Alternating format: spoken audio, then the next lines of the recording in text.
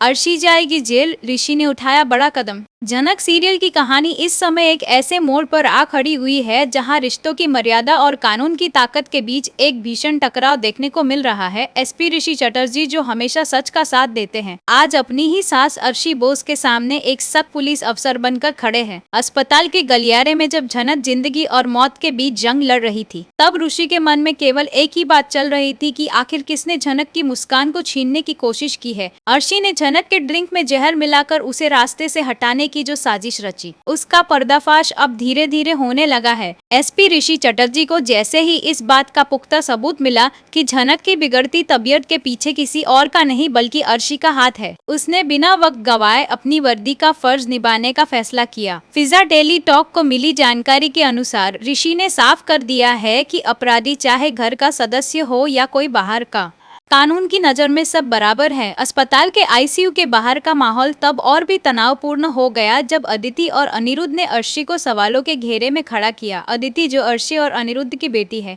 आज अपनी ही मां के व्यवहार पर शर्मिंदा है। उसे इस बात का यकीन नहीं हो रहा कि नफरत की आग में जलकर उसकी मां इतनी गिर सकती है कि अपनी ही सौतेली बेटी यानी झनक की जान लेने पर उतारू हो जाए। अनिरुद्ध भी अर्शी के इस कदम से हैरान है, लेकिन अर्शी ने यहाँ एक ऐसा दाव खेला जिसने अनिरुद्ध के पैरों तले जमीन खिसका दी। अर्शी ने पलटवार करते हुए अनिरुद्ध को उसका वो अतीत याद दिलाया जब उसने खुद झनक को मारने की कोशिश की थी। अनिरुद्ध द्वारा किचन में आग लगाकर झनक को फंसाने वाली बात जब सबके सामने आई तो घर के रिश्तों की खोखली बुनियाद एक बार फिर हिल गई। अनिरुद्ध का यह तर्क कि उसे तब पता नहीं था कि झनक उसकी अपनी बेटी है, ऋषि के गुस्से को शांत करने के लिए काफी नहीं था। कहानी में सबसे बड़ा ट्विस्ट तब आया जब एसपी ऋषि चटर्जी पुलिस फोर्स के साथ बोस हाउस पहुंचे। घर के आंगन में पुलिस की गाड़ियां और हथकड़ियों की खनक ने सबको चौंका दिया। अर्शी को गिरफ्तार करने के लिए ऋषि का आगे बढ़ना एक ऐतिहासिक पल है, क्योंकि यहाँ एक दामाद अपनी सास को जेल भेजने के लिए तैयार है। अर्शी का रोना धोना और बेगुनाही का नाटक करना किसी काम नहीं आ रहा था। अदिति भी एक तरफ अपने पति के कर्तव्य को देख रही थी और दूसरी तरफ अपनी मां की बर्बादी को। लेकिन तभी अस्पताल से डिस्चार्ज होकर झनक की एंट्री ने पूरे दृश्य को बदल दिया। झनक, जिसकी हालत अभी भी नाजुक है, उसने ऋषि का हाथ पकड़कर उसे अर्शी को गिरफ्तार करने से रोक दिया। झनक का यह कहना कि उसे इतने सालों बाद उसकी दीदी और परिवार मिला है और वह इसे बिखरते हुए नहीं देखना चाहती,